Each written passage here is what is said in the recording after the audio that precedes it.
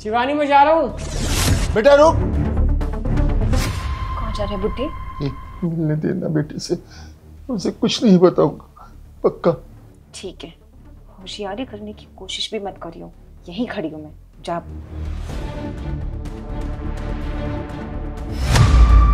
ठीक है बेटा, ध्यान से जाना। बेटा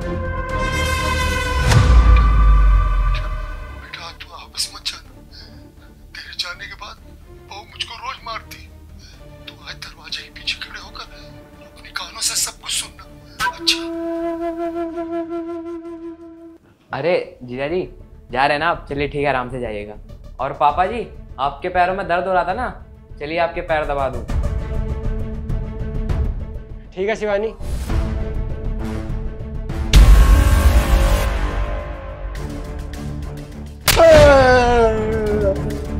अब तेरा बेटा तो गया 1 महीने के लिए बाहर, अब चल तेरी बीवी के गहने बेच कर आते हैं। नहीं बहू तू कुछ भी कर ले, मैं नहीं जाने वाला गहने बेचने के लिए। ओए बुड्ढे, तेरे एकदम से तेवर कैसे बदल गए? हाँ समझाइयो भाई इसको।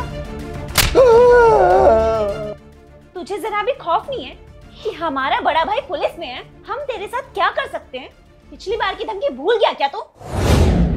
सुनो ससुर जी, रोज रोज के ड्रामों से ना मैं परेशान हो चुकी हूँ, मुझे अपनी लाइफ शांति से जीनी है। क्या हुआ बहू, तू ऐसे क्यों बात कर रही है? अबे चुप करना बुड्ढे। देख सीधी सी बात है, तेरी बीवी तो भगवान को प्यारी हो गई है। अब उसके जितने भी गहने बचे हुए हैं ना, उनको बेच कर ना इस घर का घर खर्च चला और अपनी दवाइयों का भी समझा। क्योंकि आयुष जो भी पैसे भिजवाते हैं ना, सारे तो तेरी दवाइयों में चले जाते हैं। अरे मेरे लिए कहाँ बचता है कुछ? देख मेरी बात सुन, तेरी सास की वो आखिरी निशानी मेरे पास, मैं नहीं बेचने वाला उसे। और आने दो मेरे बेटे को, सब कुछ बताऊंगा उसे। अच्छा बुड्ढे, तू भूल गया है क्या कि मेरा बड़ा भाई पुलिस में है? अगर मैंने उसको ये बोल दिया ना कि तुम दोनों मेरे को मेंटली टॉर्चर करती हो, तो तुम दोनों को जेल में डाल देगा, वो समझा?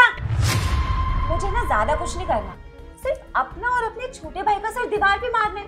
और फिर मैं ना छोटा सा ड्रामा करूंगी कि तुम दोनों मुझे दहेज के लिए मारते पीटते हो, और जब मेरे भाई ने मुझे बचाने की कोशिश करी ना, तो तुमने उसको भी मारा। और बस मेरा भाई तो मेरी बात पर यकीन करेगा, और फिर तुम दोनों का तो भगवान ही मालिक है। नहीं बेटा देख, तू ऐसा कुछ मत करना, तू ऐसा कुछ मत करना। जैसा तू कहेगी ना मैं करूंगा बेटा, मैं करूंगा। मेरी बात ना ध्यान से सुन ले बुड्ढे, जल्दी से जाकर अपनी बीवी के ना सारे गहने बेचकर हमें पैसे ला कर दे। ठीक है बहू, मैं अपनी बीवी के गहने बेचकर तुझको दे दूंगा, लेकिन अभी नहीं। 1 हफ्ते बाद मेरा बेटा काम के सिलसिले से बाहर जाएगा ना, तब दे दूंगा। अगर अभी दूंगा तो उसको शक हो जाएगा। तो सुन बुड्ढे, तेरे पास ना यही आखिरी ऑप्शन है कि तू अगर अपनी और अपने बेटे की सलामती चाहता है ना, तो चुपचाप हमारे साथ अपने बीवी के गहने बेच कर आ, समझा? मैं किसी से नहीं करने वाला, तुम लोगों से जो कुछ होता कर लो। बहुत हो गया बुड्ढे तेरा, अभी अपने बड़े भाई को कॉल करके बुलाती हूँ और तुझे और तेरे बेटे को ना झूठे केस में फंसाती हूँ। कॉल करने की कोई जरूरत नहीं है बहन, मैं आ गया हूँ।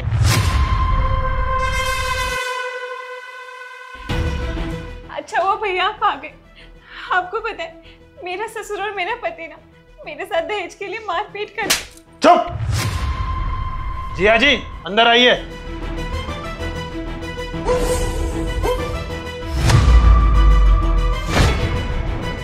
शिवानी, जो कुछ भी तुम और तुम्हारा छोटा भाई मेरे पापा के साथ कर रहे थे ना, वो सब कुछ मैं और तुम्हारे भैया बाहर खड़े होकर सुन चुके हैं।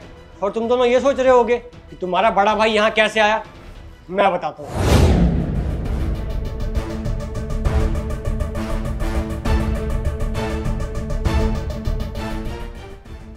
हेलो साले साहब, आप जल्दी से घर आ जाओ।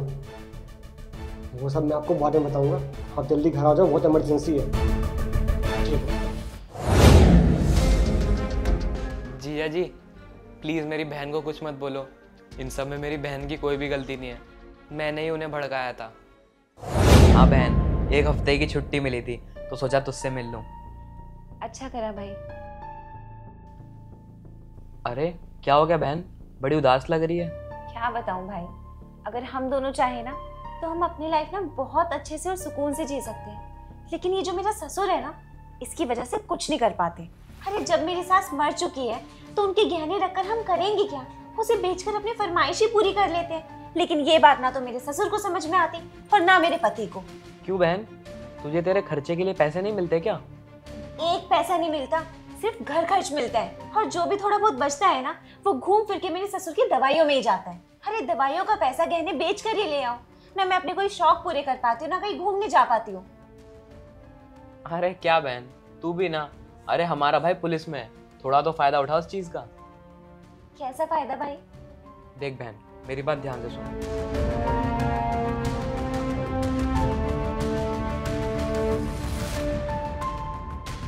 बस बहन, इन सब के बाद ना वो बुढ़ा अपने आप लाइन पर आ जाएगा।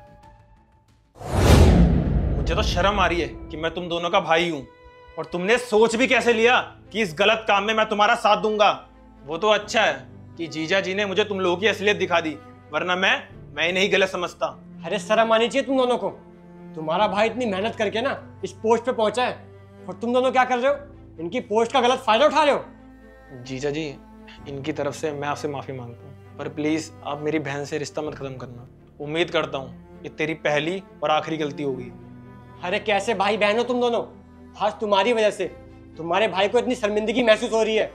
और आप टेंशन मत लो साले साहब, मैं आपकी बहन से कोई रिश्ता खत्म नहीं करूंगा। चल मेरे साथ।